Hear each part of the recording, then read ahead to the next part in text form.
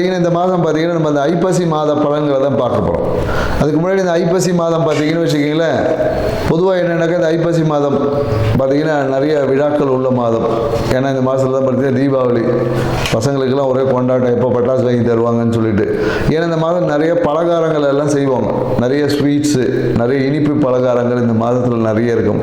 அதே போல் நல்லா பார்த்தீங்கன்னா நல்ல இந்த முறுக்கு, அதிரசம், ஒட்டவடைன்னு சொல்லிட்டு அப்படியே இந்த வறுத்த உணவுகளை அதிகமாக நம்ம எடுத்துப்போம்.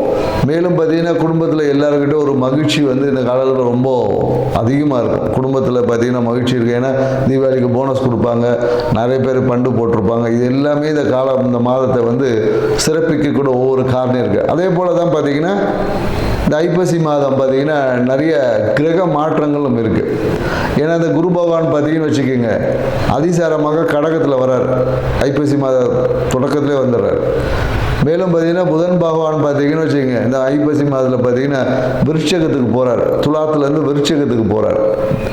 மேலும் செவ்வாய் பகவானும் பார்த்தீங்கன்னா இந்த மாதம் துலா ராசியிலேருந்து விருட்சகத்தில் போய் ஆட்சியாக உட்கார போகிறார். மேலும் பார்த்தீங்கன்னு வச்சுக்கோங்க, சுக்கிர பகவானோட பயிற்சியும் இருக்குது. ஏன்னா சுக்கிர பகவான் பார்த்தீங்கன்னா நவம்பர் 2ஆம் தேதி பார்த்தீங்கன்னா கன்னியிலேருந்து துலாத்துக்கு வர்றாரு ஆட்சியாக. ஸோ மேலும் பார்த்தீங்கன்னா சூரிய பகவான் பார்த்தீங்கன்னா ஐப்பசி மாதம் எப்போதும் துலா ராசியில் இருப்பார். ஏன்னா துலா ராசியில் பார்த்தீங்கன்னா சூரிய பகவான் நீசம். ஸோ இப்படி இவ்வளோ கிரக மாற்றங்கள் இந்த மாதத்தில் இருக்கிறதுனால நிறைய விஷயங்கள் இந்த மாதத்தில் நடக்க போகுதுன்னு சொல்லலாம். எல்லா ராசிக்காரர்களுக்கும் ஏதோ ஒரு விதத்தில் ஆரம்ப கட்டங்களில் நிறைய நற்பலன்களில் மாத பாதிக்கு அப்புறமா சில நற்பலன்கள் குறையவும் வாய்ப்பு இருக்குது. சில ராசிக்காரர்கள் பார்த்தீங்கன்னா ஆரம்ப கட்டத்தில் நற்பலன்கள் கொஞ்சம் கம்மியாக இருக்கும். ஒரு மாத நடுவில் அப்புறமா பார்த்தீங்கன்னு வச்சுக்கோங்க, பாதிக்கு மேலே பார்த்தீங்கன்னா நற்பலன்கள் அதிகமாக கிடைக்கக்கூடிய வாய்ப்புகள் எல்லாமே இருக்குது. பொதுவாக இந்த தீபாவளிக்கு பார்த்தீங்கன்னா நம்ம யம தீபம் ஏற்றுவோம். ஏன் இந்த யம தீபம் ஏற்றணும் அப்படின்றதுக்கெல்லாம் நிறைய விளக்கங்கள் இருக்குது. ஏன்னா யம தீபம் ஏற்றி இந்த மாதத்தில் பார்த்தீங்கன்னா காலையில் தீபாவளிக்கு காலையில் சுட சுட மட்டன் சாப்பிட்றது, நல்லா காலையில் கறி சாப்பிட்றது, மேலும் கங்காஸ்தானங்கள் காலையில் விடிய காலையில் கங்காஸ்தானம் செய்வோம். ஸோ இந்த மாதிரி நிறைய நிகழ்வு எல்லாமே இந்த மாதத்தில் இருக்கும். இந்த மாதத்து இதெல்லாம் ஏன் செய்யணும் அப்படின்ற ஒரு இருக்குது. ஏன்னா இதுக்கு ஆன்மீகத்தில் நிறைய விஷயங்கள் சொல்லியிருப்பாங்க. ஏன்னா நரகாசுரனை வதம் பண்ணதுனால நம்ம அதை கொண்டாடுறோம் அப்படின்னு சொல்கிறாங்க. இங்கே நரகம் என்னாவே என்ன சொல்லுவோம்னா, நம்ம இருட்டு, குளிர்ச்சி, இது ரெண்டு தான் நரகம். ஏன்னா இருட்டில் தான் பார்த்தீங்கன்னா பயம் இருக்கும். ஏன்னா நரகத்தில் பயம் இருக்கும் இல்லையா, சொல்லியிருப்பாங்க எண்ணெய் டஸ்ட்டில் போட்டு வறுப்பாங்கன்னு சொல்லி, அந்த பயம். அதே போல் குளிர்ச்சியில் பார்த்தீங்கன்னு வச்சுக்க, நமக்கு உடம்பு நடுங்கி நம்மளுடைய ஒரு ரொம்ப சோம்பலாக இருக்கும். ஏன்னா இந்த ஐப்பசி மாதத்துக்கு அப்புறம் பார்த்தீங்கன்னா இருட்டோட தன்மை அதிகமாக இருக்கும், பகலோட தன்மைகள் குறையும். வெப்பத்தோட தன்மையில் காற்றுலேயே பார்த்தீங்கன்னா ஒரு சில்லு காற்றடிக்கும். காற்றுல பார்த்தீங்கன்னா குளிர்ச்சி, ஈரப்பதம் அதிகமாக இருக்கும். ஸோ அப்போ இந்த விஷயங்களை, ஏன்னா இது எல்லாமே பருவகால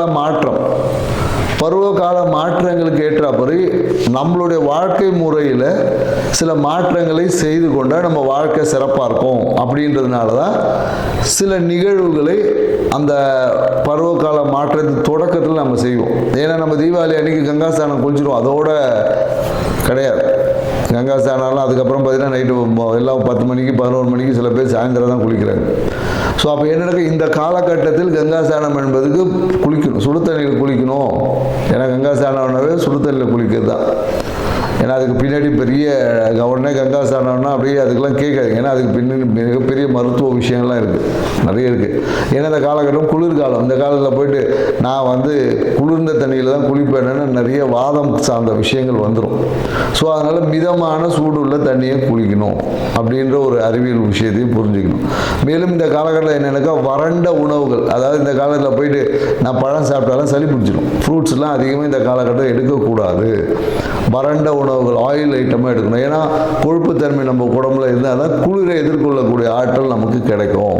அப்படின்றதுனால தான் வறண்ட அந்த மட்டன் சாப்பிட்றது, வறண்ட அந்த முறுக்கு அதிரசம் இனிப்பு உணவுகளை சேர்த்துக்கொள்ளும் போது நம்மளுடைய உயிர்த்தன்மை நல்லா இருக்கும் அப்படி. ஏன்னா ஆன்மீகம் சார்ந்த விஷயத்தில் நிறைய விளக்கங்கள் நிறைய பேர் கொடுத்துருப்பாங்க. ஸோ நம்ம இது வாழ்வியல் சார்ந்த விஷயத்தில் ஒரு சிறிய விளக்கத்தை நம்ம புரிஞ்சுக்கணும். எதுக்கு இந்த காலகட்டத்தில் பொங்கல் அப்போ ஏன் பொங்கல் தான் செய்கிறோம் இல்லையா, அப்போ ஏன் அதிரசம் முறுக்கெல்லாம் செய்கிறதில்லை நம்ம. ஸோ பருவ காலங்களுக்கு ஏற்ற மாதிரி நம்மளுடைய உணவு பழக்க வழக்கம் இதை தான் பாரம்பரியம் சொல்லுது. ஏன்னா நம்ம இன்னைக்கு பாரம்பரிய விஷயங்களில் நிறைய மறந்துட்டோம்.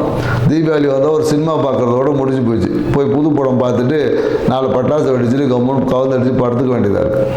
ஸோ இது வாழ்க்கையில் நம்ம முன்னோர்கள் நமக்கு கொடுத்த வரக்கூடிய காலங்களில் எதிர்கொள்ளக்கூடிய ஆற்றல் நம்ம ப்ரிப்பரேஷன்.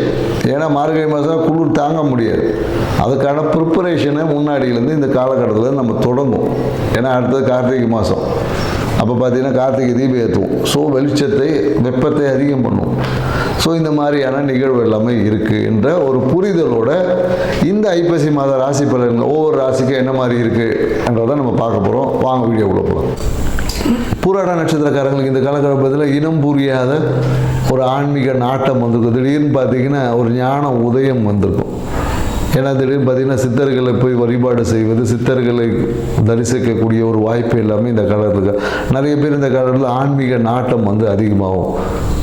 பார்த்தீங்கன்னா தந்தை மேலே ஒரு இது இருக்கும். இல்லைன்னா சில பேருக்கு தந்தைக்கும் அவருக்கும் நிறைய மனக்கசப்புகள் ஏற்படும். ஸோ ஆன்மீகம் இந்த காலம் ரொம்ப சிறப்பாகும். நீங்கள் இந்த காலகட்டத்தில் புராண நட்சத்திரங்கள் ஆன்மீகத்தில் இருக்கவங்க பார்த்தீங்கன்னா தந்தையோட ஒரு பிரச்சனையோடு தான் இருப்பாங்க. தந்தையோட அதுக்கு முன்னாடி நல்ல ஒரு சுமூக உறவு இருக்கும். குடும்பத்தில் தந்தையை விட்டு பிரிவதற்கு சில வாய்ப்புகள் இந்த காலகட்டத்தில் உருவாகும். ஆன்மீகம் சிறப்பாக இருக்கும். சித்தர்களோட தரிசனம் எல்லாமே கிடைக்கும். ஆன்மீகம் உங்களை அரவணைக்கக்கூடிய விஷயமா இருக்குது. நிறைய பேருக்கு ஆன்மீக தெளிவு, ஞானம், முக்தி இந்த மாதிரியான விஷயங்களில் பயணிக்கிறவங்களுக்கு பார்த்தீங்கன்னா ரொம்ப தெளிவான ஒரு ஞானம் கிடைக்கும். ஸோ அதனால் என்னென்னாக்கா இந்த காலத்தில் நிறைய பொருட்கள், ஆடம்ப பொருட்கள் மேலே எல்லாத்தையும் ஒரு விரக்தி இருக்கும். விரக்தினா என்னென்னாக்கா எல்லாத்தையும் அனுபவிச்சாச்சு நப்பா இருக்குது அப்படின்ற மாதிரியான விஷயம் இருக்கும். சிறு பிள்ளைகள் ஆடம்பர பொருட்களுக்கு நாட்டம் இருக்கும். பெரியவங்களுக்கு எல்லாத்தையும் அனுபவிச்சாச்சு என்ன இருக்குது இனிமேல் ஒன்றும் இல்லை அப்படின்ற மாதிரி இருப்பாங்க. ஆனால் சின்ன பசங்களுக்கு நிறைய பொருள் சேர்க்கை, நிறைய பேர் பார்த்திங்கன்னா இந்த யூடியூப்பில் போகலாமா, சினிமா துறையில் நடிக்கலாமா, இந்த மாதிரியான ஒரு ஆர்வம் எல்லாமே வரும். ஸோ ஆர்வம் பார்த்திங்கன்னா நிறைய பேர் இந்த காலத்தில் ரீல்ஸ் பண்ணி போடுவாங்க. இந்த மாதிரியான சின்ன சின்ன பசங்க இதெல்லாம் பண்ணிகிட்டு இருப்பாங்க. ஸோ இந்த காலகட்டம் பார்த்திங்கன்னா ஒரு கவனமாக கடக்கக்கூடிய ஒரு காலகட்டம். குறிப்பாக என்னென்னாக்கா தந்தை சார்ந்த உறவுல பிரச்சனை இருக்குதுன்னா தந்தையோட அணுகுமுறையை கொஞ்சம் சீர் பண்ணிக்கிட்டிங்கன்னா வாழ்க்கை சிறப்பாக இருக்கும்.